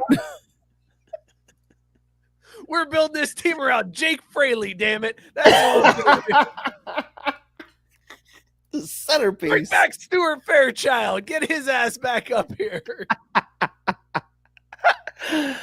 We'll trade him back to you for Ellie. We need a shortstop. Deal. Oh shit! That's exactly. That's baseball. That's baseball. There you go. We did it. It's 3rd and 2. It's 3rd. What is the baseball equivalent of 3rd? Oh, Matt Barr with a deep cut over there. Was the Scooter Jeanette reference? Woo! Scooter. This city loved them some Scooter. Boy, they had Scooter fever for that one summer. I got the Scooter Jeanette bobblehead where he's riding a scooter. It's a great bobblehead. That little son of a bitch could hit them grand slams, though. 4 homers in a game, baby. Scooter Dude, Jeanette. Yeah. Didn't need no torpedo bat for that. He did that old school style. No batting gloves. You know what Scooter Jeanette was? He was a gym rat. He was. God, you know it, dude. Watched a lot of tape. Coach, he was the scrappiest motherfucker on that team, and he had to be because I mean there was like nobody on that team. Like, and his name was Scooter. I mean, come on, he scrapped his name. He scrapped his way right into stardom because it was like, well, it's either you or nobody, kid. So somebody's got to hit dingers. What wonder what he's doing now. What insurance do you think Scooter Jeanette's selling right about State now? Farm. It's- Easily. it's Absolutely. gotta be something. Yeah. Now that he's Scott's, go ahead, Mook. Sorry. he's not hip enough to be with Progressive. He's State Farm all the way. He hasn't been in the league since 2019. Good Lord. Poor Scooter. He had that 1 year though, man. His all-star year 2018. Electric. The summer of Scooter, baby. Can we talk just like a little bit of hockey before we go? Because Scott, I was gonna say we haven't even hit overtime yet. Relax. Okay, I know, right. but I just You know know what? if the Wings That's gonna fine. make it or not. Now, let's talk hockey. But hey, as they say in hockey, let's do that hockey. Thing happened this weekend in hockey. Back to baseball. Oh yeah, that's right. That was this weekend. Wasn't it? Here, I don't really quit. Like, it's a meaningless stat. Scott, are the Red Wings going to make the playoffs? Yes. Oh, thank God. Let's go, baby. Let's go. We just got to get in. I'm not expecting us to really make a whole bunch of noise, but like, let's just get in and show these players, like, let the youngins understand what the Stanley Cup playoffs are all about. That's all we need. Just one series, man. It's not looking good. I'm sorry. Did you say the Ovechkin breaking Gretzky's goal scoring record is just a meaningless stat? Oh yeah, I mean, like, BFD, dude. He won one cup. Half those goals are probably fake because we know how Russians count. So, like, whatever, dude.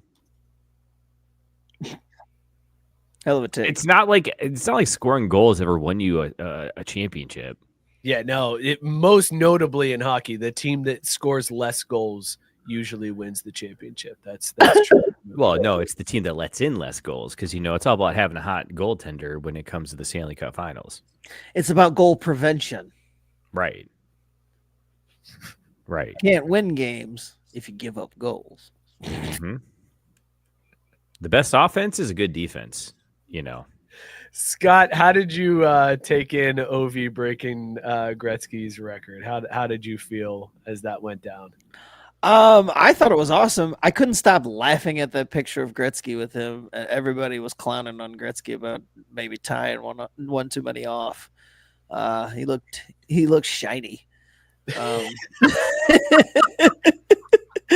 So that was my favorite part, was the way that Wayne looked, just lit in the celebratory photo. But I thought everything was cool. I also got a really big kick out of Mookie in the group chat bemoaning the fact that he thought that they took too long in the celebration. Dude, it was so long. Dude, it was fucking come on, man. Well, and for good reason, because this is one of those things. Like, if anything in sports is going to have a stoppage in play, it's when a record like this is broken. Like, of course, this should happen. Like, what? Dude, they didn't stop play when Mariano Rivera broke his record. They didn't stop play when Cal Ripken broke his record.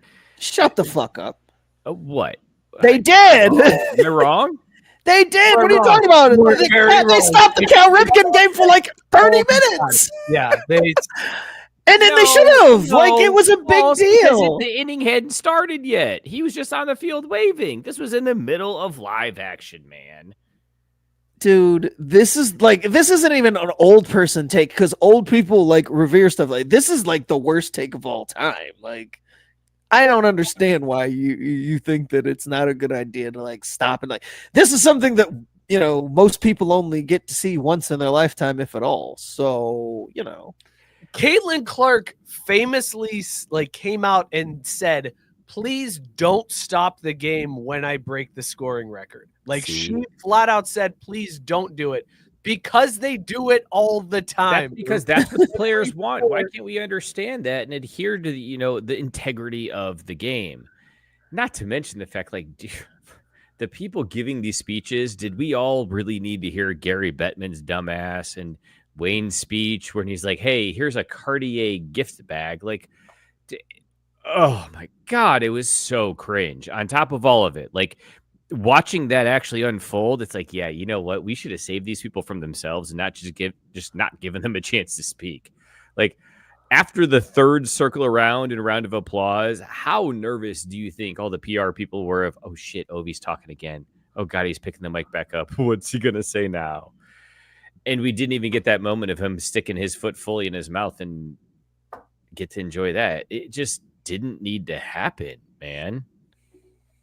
Horrible take. Mookie, this is the worst thing you've ever said. I can't believe it. On the show, this is the worst thing you've ever said. I can't believe the legit two non-hockey guys on the show are like schooling you on how not only all sports should go, but how a specific record in hockey should definitely go as well. This is a record. This is one of those types of records that people were like, that's never getting broken.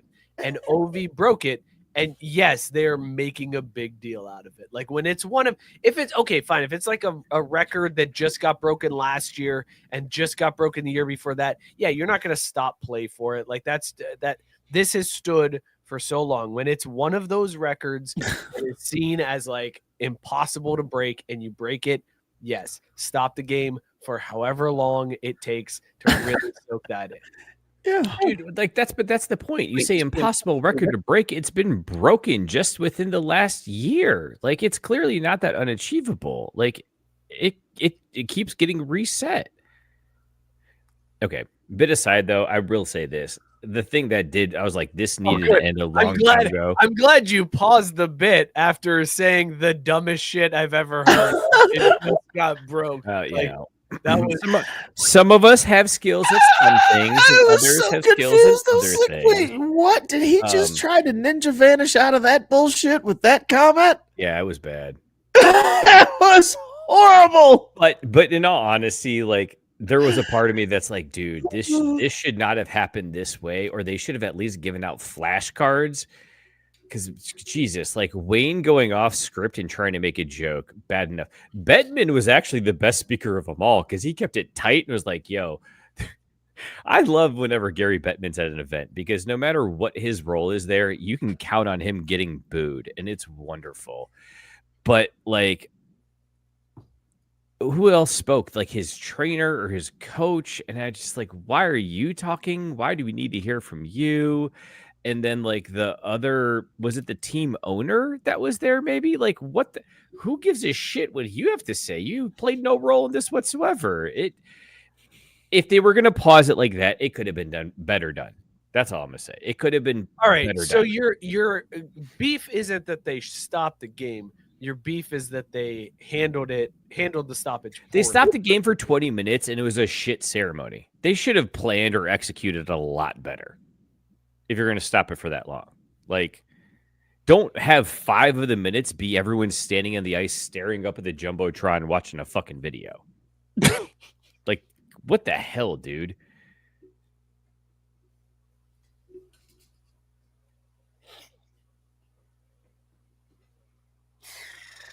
This take is so bad.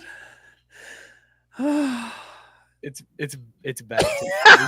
I love you, man. I love you. This is a bad take. Like everything you're saying they shouldn't do is everything they should. Like I don't even know. Yes, there should be a produced video that plays in the stadium that everybody could take. And yes, the commissioner should be there. And yeah, his coach probably should say a few words and like. And the guy whose record he's breaking, if he's still alive, should be there to give a talk. And if he rambles off speech, we all just laugh and say he's old as fuck and keep it moving. Like, why are the Islanders players skating over bouquets of flowers to his mom and wife? Like, what the fuck are we doing here? And why are they doing it halfway through the ceremony? Like, come on. Hey Scott, you remember the Maguire Sosa home run chase? I do. When Mark Maguire broke and like Roger Maris's family was there because they were like, well, he's dead, but let's get his family to come to every game where this might happen. Mookie's like, Well, I can't believe they trot out Maris's family. And then they let Mark McGuire give a high five to every single person on the field. Are you kidding me? And then him and Sammy Sosa are giving high five. This is bullshit. And then they brought his stupid ass, bitch ass kid out on the field who was a fucking bat boy and let him hug him at home plate. What was that shit? Come on. Get back to the game. We need to see some more dingers. Big deal. Big deal you broke 61 in the season. Who cares? It just got broke like 2 years later, so is it even a record that matters? No, that guy broke 2 years earlier. It had already happened. It wasn't that big of a deal. Oh, Mook, I love you. Like, look, there's truth to both sides of this here. Like, yeah. What? Very fine people on both sides of the take. I'm pretty sure that the Islanders didn't want to be shaking hands with Ovi at that point in time. The fuck did they care? Like, there's dudes on that roster trying to make, get tape on paper so they could be able to play in the league next year. They're fighting for playoff spots. Like, Miller for 3. Oh, he backed it in. We're going to overtime. that game still mattered for a lot of reasons, and we were just treating it like an exhibition. Think they had the clock running during it? Like, these guys aren't getting skates to ice and not getting tape out there? What the fuck are you talking about? Well, I mean, if you're in a groove, if you're starting with the lines are really right, your way, you put it on ice for 20 minutes, like, come on. He's trying to play the integrity of the game card. Too. I am playing the integrity of the game card. This is the playoff stretch here, man. There's a lot of points at stake. I needed the fucking Islanders to lose, man. Okay? Like, Jesus. There it is. The hook. When they're just now up 2-1, we take a big, long fucking pause so they can gather their thoughts and work out their strategy. Catch some wind, reset their defensive pairings. Like, no, god damn it. It's a fucking game, man. Get out there and win some hockey. Assholes. And Matt Barr is absolutely right. My favorite part of sports video games is a skip gut button so I can get back to it. And no, Sarah, they didn't offer an over-under on the length of the ceremony. Otherwise, maybe I'd be more okay with being entertained during that long, drawn-out thing. Like, Jared said Mookie is a sports Also, I need to get to Matt Barr's comment here because he said, to be fair, we did drag the Yankees for bringing Maris's family out again. Again is the key. Yeah, again, yes. The record was broken. And they dragged his family out for this bullshit American. Yeah, totally different. Make that we broke this down. Cared about. Yeah. It's not that. So they got dragged for trying to make an American League home run record a thing that we should care about and dragging out the Maris family, not for dragging out the Maris family. Like, it was, that's why the Yankees got dragged. Tabari says we need to give Mookie his own podcast called Let's Do That Hockey. I would, Tabari, but Scott's the hockey expert. Mookie is the hockey expert. Yeah. Clearly on this one for sure. Like, obviously, we noticed. Don't have any clue. Mookie don't know puck. He don't know puck. Right. He don't know puck. I've never spit a chiclet in my life. Not even close.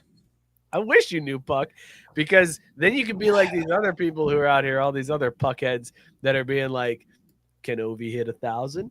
Can he get to 1,000? Like, the man just broke the record.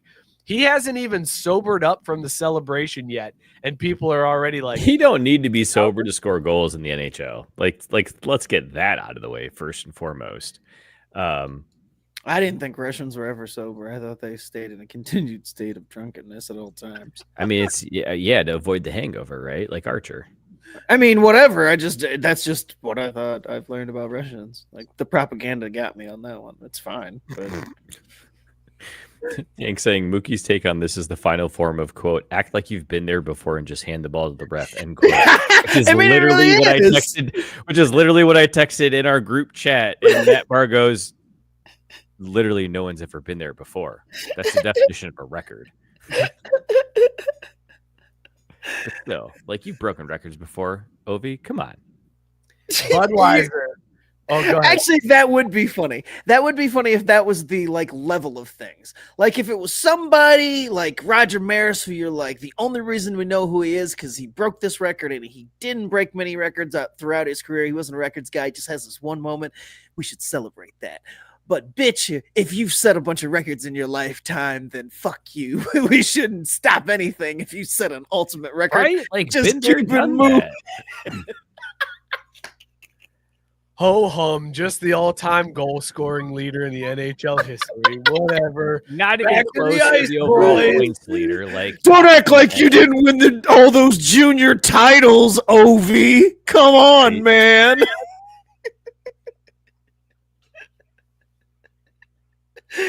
You've been a superstar your whole life. Boo this man for breaking the all-time goal scoring record. I'm not going to boo him for breaking the record, but I'm booing for him for celebrating breaking the record. Come on, man. see now, exactly. See, that's completely. Put your helmet back on, get back on the ice. Nobody can. One could argue that Ovi is hockey's Aaron Rodgers. What? Hang on, explain, because I know.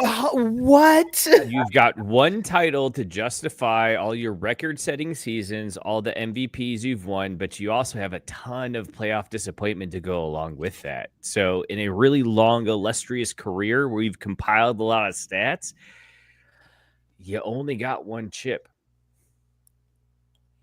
You just hate Ovi. That's what this is. You just hate Ovechkin. Well, no, that's the best part about this is I actually don't. I used to, but that was mostly because I thought he was overhyped. Then he won his cup, and I've grown to respect his game. I hate AA Ron, though. I will tell you that. Sarah says you hate fun. Well, yeah, and then Matt true. Barr says people love Ovi. Everyone hates AA Ron. Yeah, I mean, I thought it was as simple as that. Like, it's just that's apples to oranges like a motherfucker. I mean, and I'm being told by my current administration that we should love the Russians. So that's what I'm doing. Well, but see, that's the other point, Scott, is like, why should we celebrate someone scoring goals? Putin pots 5 a game. Like, it shouldn't have taken Ovi this long to get here if he was anything like Putin. Like, come on. We're getting like half measure Russian hockey here. That's true. I mean, listen, nobody's trying to say that Ovi is as good as Putin. No, Okay, not even we by a all long know shot. that that's a clear one.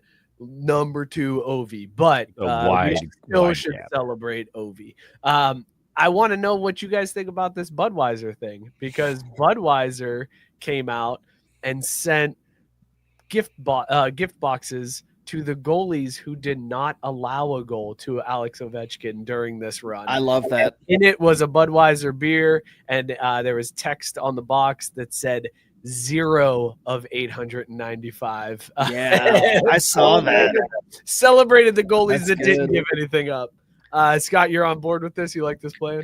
Yeah, it's a good PR campaign. I mean, and it celebrates these guys like for some just random achievement. Like, I mean, okay, they happen to not do it, but I mean, how long was the list? Do we know? Because when I saw it, I just saw the picture of the one guy, so I wasn't sure how many of these that they gave out. 28.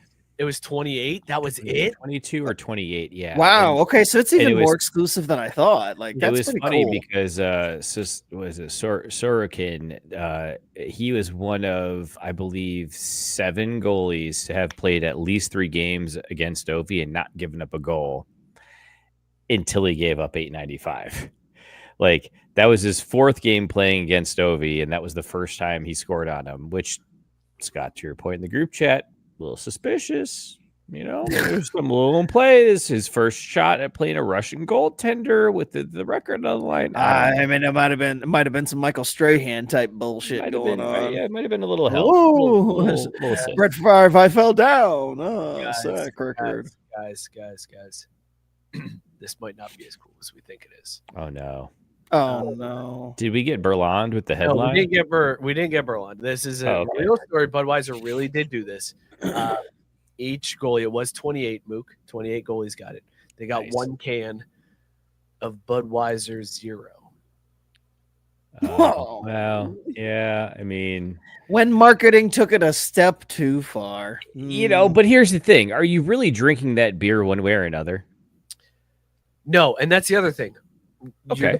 You're getting a one can of Budweiser Zero. So this, in all honesty, cost Budweiser maybe $100 when you factor in like the packaging to be created and then shipped out to these goalies. So they spent maybe $100 on this to give out non-alcoholic beer to goalies who didn't like. It's not as cool as I thought it was. I'm sorry. It's not as cool as I was on board with it before. Dug a little bit deeper. I'm gonna say corny. All I'm going to say is I think we're pretty cool and we're talking about it, so it must be at least a little cool. Fire dumpster fire on Budweiser. Oh, fire dumpster fire. You only get one choice. You got if you've got to go fire or dumpster fire. Because see, I think I'm somewhere in the middle on this. I don't think but if I got to choose one or the other, then it's dumpster fire. Oh no! See, no, you're looking at it wrong. Like, yeah, it's shit beer, but. How cool is it that they're putting out the 28 that shut Ovi out? Like, I mean, that part to me is cool. And Jared chiming in with campfire? Question mark? It's a little fire. A little fire. I said I got a sunglasses tan. Do I have a sunglasses? I'm just red in the cheeks, bro. That's just 11.5%. That's all that is. Here. I imagine that's what you looked like when I sent that video to the group chat the other day. God damn it, man. So my home automation for all Red Wings games, it plays an alert in the house when the Wings either score or get scored on. But like there's that moment where it chimes and you know it's going to play. And I look because in the one room I animated the red and white lights to flash, and so I hear the sound and I look and I wait to see if we scored or got scored on, and we're not scoring goals. So anyway, I gave you permission to laugh in the group chat at this video. And that was what I imagined Mike's face looked like, because Mike was the only one who didn't say shit. I was like, man, Mike must have felt awkward about that video. But I didn't give a shit because that shit was hilarious. It was good. To answer your question, Gabe, I've looked at it for others, but I need to find a reliable free API that provides sport event updates. So just shout out if you find it. Let me know. We can collab on it. And Tank, you got a shout out in the group chat because of that video. Because I'm sitting there watching it for like the third or fourth time, but on like the second viewing, I noticed that the account was followed by you, and it's the Fat Fellas Instagram account. Hilarious that you follow that, my man. Hilarious. So shout out to you, Tank. I see you. You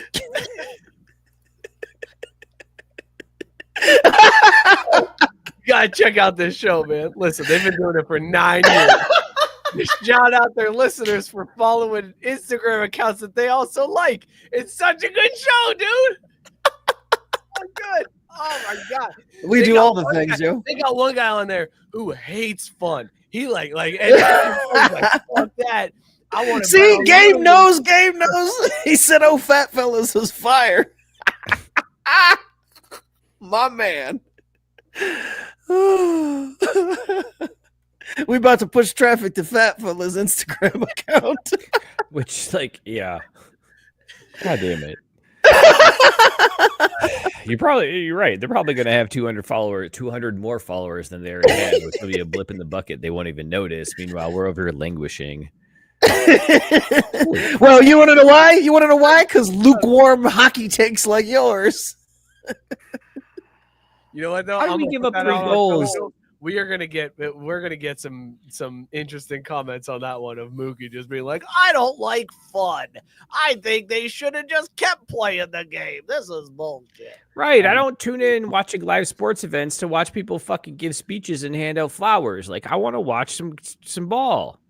What are you doing, Scott? Some ball when you're watching hockey. Hurry up and get the ball on. Shut up, ball puck. I mean, whatever. And Mookie, that is why Scott is the hockey expert and not you. You don't know puck. You don't know puck. Pucking idiot. Listen, we got one more story. We didn't even get to Masters talk, man. It's Masters week. Yeah. get to talk about it. But I do want to talk about this story because it was either France or England. I think it was in France. France and England were playing a rugby game, and they had French paratroopers that were parachuting into the stadium and delivering the game ball to really kick this one off. Unfortunately, the game was delayed for about 40 minutes because one of the paratroopers got stuck in the stadium, like legit tangled in the roof of the stadium, and my man had to just hang there for 30 minutes while fire trucks came in and rescued him. But the best part about this was, as this dude is dangling over the stadium, field crew and the goddamn mascot come rushing out, throwing out like pillows and like cushions and shit. Oh my lord! To brace his fall in case he were to drop from the stadium. They had like mats lined up to try to protect him. Which, I mean, I appreciate that. Like, imagine you are a drunk English or French rugby fan. Okay, so this is not like those people typical, this is like a drunk dude, right?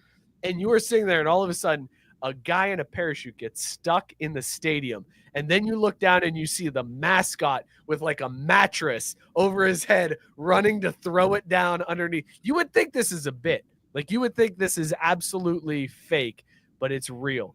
Fire trucks came, they rescued the guy, no harm, no foul. Then he like was on the field trying to pump up the crowd because he made him wait for 40 minutes while he just dangled with his feet flopping in the air from the stadium. I love this. I love everything about this. Look, Matt, and I get your point. He said they stopped the match for this. Keep playing. First time you've seen a man stuck in the rafters, act like you've been there before. Probably had the NHL's event staff, so they were running that play. Sarah said he should have just tossed the ball and game on, Wayne. Dude, all right. Hold on, though. I saw this shit. Someone put out a video that a TikTok that was like, hey, stuff that our kids aren't going to know about anymore. And one of them was the whole playing ball in the street and having to move, car, and then you move out of the way and then you come back in there. Do kids not play sports in the street anymore? Like, did that get canceled too? No, my kids do, but we live on a cul-de-sac. We bougie, so yeah. You rich motherfucker. Yes. It's all the money I save on groceries. Hey-o! We talked about this though. This guy that got clipped on it. Ooh. Yeah, were you not in the group chat? I was. That's what I'm saying though. We were talking about that this week. Middle school principal got for skip scanning at a Walmart. And then his defense was, my friends told me they do it, so I thought I'd try it, and I guess I got God. I thought I was gonna get away with it. Dude, so rookie. Rookie. I would have gotten away with it too if it wasn't for you meddling grocery store clerks that give a shit about no, those 17-year-olds were like, sir, can I see your receipt? You didn't scan these fancy paper plates. Oh, he's 3. He needs a ticket. Excuse me, then. Talking about these beers that we're drinking tonight. Scott, you didn't even get to intro your beer. Were you drinking any beers? Did you? I wasn't. No sober show? Scott nope. It wasn't a sober show, but I didn't drink nothing. California sober show. Got you. Yeah. Mookie. I was like, before the show. And let's go. I mean, that had to be a dog. I'm really glad you prioritized. Oh, it was a dog. All right, good. Yeah. Mook, my Cheshire Dam was an absolute dog. Bummer, I only had 2 of them, but Woods Boss Brewing Company, if you want to do a sponsorship deal, shout out and I'll NIL all over you. There you go. Scott, you missed this one. I was drinking Morning Candle from Branch and Bone in Dayton. Scott, this has maple syrup and coffee. What? And it's 11.5. It is heaven in a glass. It goes down super smooth. It's coffee flavored with a maple aftertaste. And now, Mike, I can see the sunglasses tan because so yes, you are red from the beer, but it exacerbates the tan line. That's what you get for coaching Little League, man, is you get this look. You gotta have those shades on when you're coaching those kids, or else they don't take you seriously. That explains why they don't take me seriously. One of the reasons. Boner brings the heat. Mm-hmm. Fellas, this was a show. Oh, damn. The tank consent is important. It is. It is very important. This was absolutely a show. Scott, I'm glad you made it in. I do not appreciate having to miss, even for my kids' stuff. Like, whatever, support them and all that stuff. And I'm a coach, so I couldn't just ditch. But this reschedule was unexpected. We have one other game that's on a Tuesday, and I'm going to do my damnedest to be here just as quickly, because fuck them kids. Yep. There you go. Perfect way to end this one. Thank you guys so much for tuning in. Be sure to subscribe to the YouTube channel. Hit that bell so you know when we go live and post new content. Tell your friends. Tell them to subscribe. You can follow us at Crafty Sports on Instagram, Twitter, TikTok, Blue Sky. Go hit us up on all of those. And be sure to join the Facebook group. It's the comment section. Come to life, the show between the show. The only reason to have Facebook is that Facebook group. So go join that and interact with everybody you see commenting on the show. Shout out Belly Up Sports, bellyupsports.com. Tons of great content there. Go hit them up. And shout out to all of the podcasts on the Belly Up Sports Media Network. We will see you all next week. Cheers, everybody. If you don't leave with a snow bunny, you probably played the wrong game. You'll never walk alone. Horns up. I don't know much about your show or what's going on,